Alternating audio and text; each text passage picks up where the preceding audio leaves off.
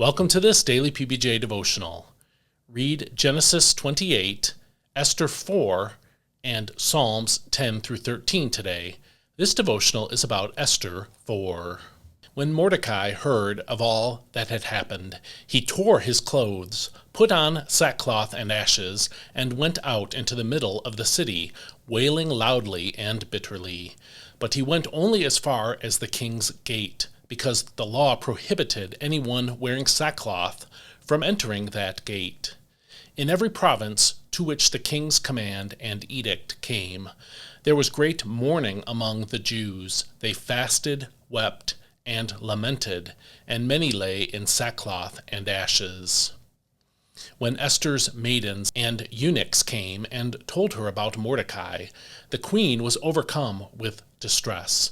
She sent clothes for Mordecai to wear instead of his sackcloth, but he would not accept them. Then Esther summoned Hathach, one of the king's eunuchs appointed to her, and she dispatched him to Mordecai to learn what was troubling him and why.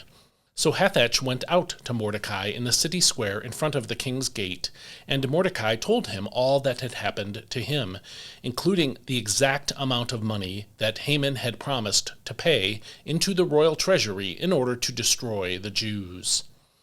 Mordecai also gave Hathach a copy of the written decree issued in Susa for the destruction of the Jews, to show and explain to Esther, urging her to approach the king, implore his favor, and plead before him for her people. So Hathach went back and relayed Mordecai's response to Esther. Then Esther spoke to Hathach and instructed him to tell Mordecai, "All the royal officers and the people of the king's provinces know that one law applies to every man or woman who approaches the king in the inner court without being summoned, that he be put to death. Only if the king extends the gold scepter may that person live. But I have not been summoned to appear before the king for the past 30 days. When Esther's words were relayed to Mordecai, he sent back to her this reply: "Do not imagine that because you are in the king's palace, you alone will escape the fate of all the Jews.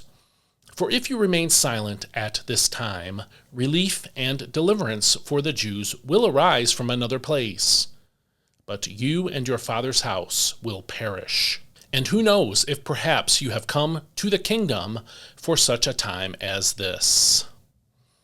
Then Esther sent this reply to Mordecai: "Go and assemble all the Jews who can be found in Susa and fast for me.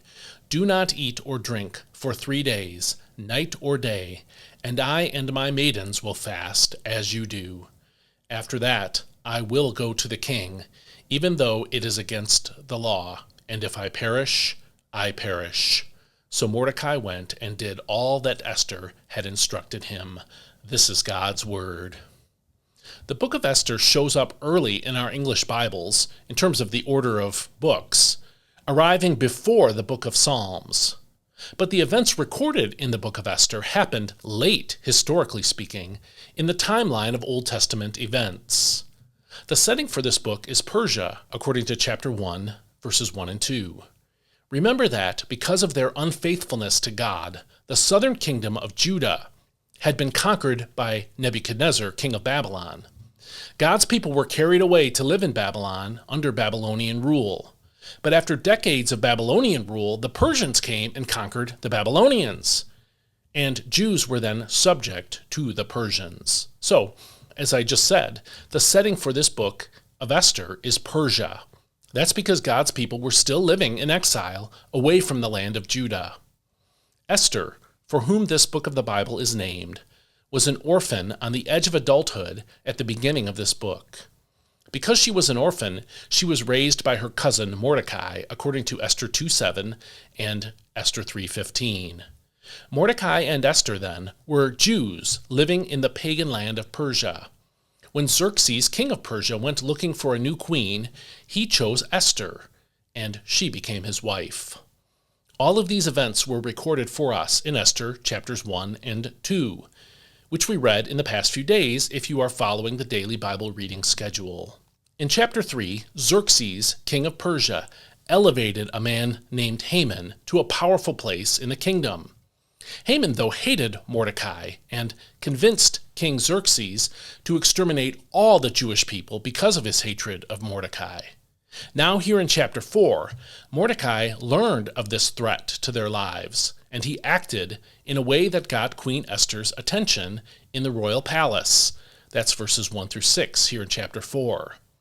Then once he had her attention, Mordecai informed Esther about the plot to exterminate them all. We saw that in verses 7 through 9. Mordecai instructed Esther to go to the king and plead for the lives of the Jews. We saw that at the end of verse 8. Esther replied that if she did what Mordecai wanted, she was putting her own life in immediate jeopardy. We saw that in verses 10 and 11.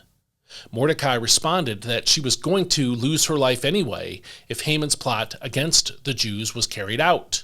That's in verses 12 through 14. So she might as well use the influence and power and position that she had to try to save their lives. We saw that in verse 14. The most interesting thing about the book of Esther is that God's name does not appear at all, not one time. God's name is not uttered or referenced even in the book of Esther, nor is God directly mentioned in any way. Esther is the only book in the Bible like that. In a volume of God's written revelation known as the Bible, there is a book, one book, where God's name does not even appear. Yet, despite no reference to God, God's fingerprints are all over the story recorded in this book of the Bible. In verse 14, Mordecai told Esther, "For if you remain silent at this time, relief and deliverance for the Jews will arise from another place." Those are the words of the NIV in verse 14. He could have said, God will find another way to save his people, but he didn't say that. Later in the same verse, Mordecai told Esther, "And who knows but that you have come to your royal position for such a time as this?" That's verse 14c in the NIV. It's difficult to know how godly Mordecai and Esther actually were. Esther became queen by winning a sexual immorality contest. You can see Esther chapter 2, particularly verse 14 for that. Mordecai and Esther may not have had a choice in that matter, but maybe they could have resisted and didn't. We just don't know. But although Mordecai may not have used God's name directly, he seems to have understood God's covenant promise to the Jews. When he said to Esther in verse 14b, "Relief and deliverance for the Jews will arise from another place," he was expressing confidence that God would keep his promise in the Abrahamic covenant. And when Mordecai told Esther, "Who knows but that you have come to your royal position for such a time as this," as we saw in verse 14c, Mordecai was indirectly referencing God's sovereign control of events. Similarly, when Esther asked for all the Jews in Susa to fast, as we saw in verses 15 through 17, and when she said that she too would fast in verse 16, this is probably an indirect reference to prayer. So as I mentioned earlier in this devotional, God may not have been directly mentioned in the book of Esther, but his fingerprints are all over the book.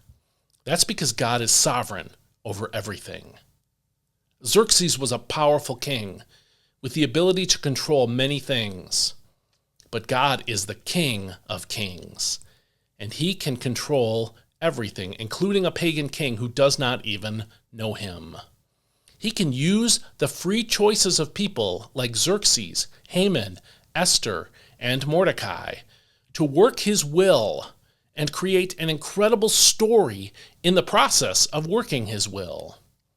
And this is why you and I should not worry so much about the outcome of elections or the outcome of world events. We should seek to do what is right within our sphere of control, as Mordecai and Esther did in this chapter. And we should be willing to take some risks to do what is right, as Esther determined to do in verse 16.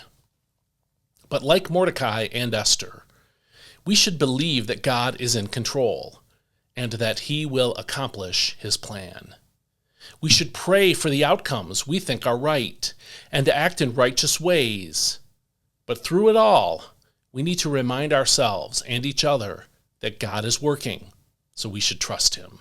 So trust him today. Even if things look bleak to you and you see no way out of a bad situation, trust the Lord. He has a plan that will amaze you and bring glory to himself. If you found this devotional helpful, maybe you should go to my website, dailypbj.com/subscribe, enter your email address there, and every day for free, you will receive an email from me containing a transcript of these devotionals, a link to the daily Bible readings, and a link to the audio and video of these devotionals. And that can help you be in God's Word every single day. Also, if you found this helpful, maybe you could be part of my financial support network to help me keep making content like this. Go to dailypbj.com/support in order to find out more about that. Please share this with someone who might be helped in their faith by it, by knowing God's sovereignty better. And I'll see you next time. May God bless you. I hope you have a great day today.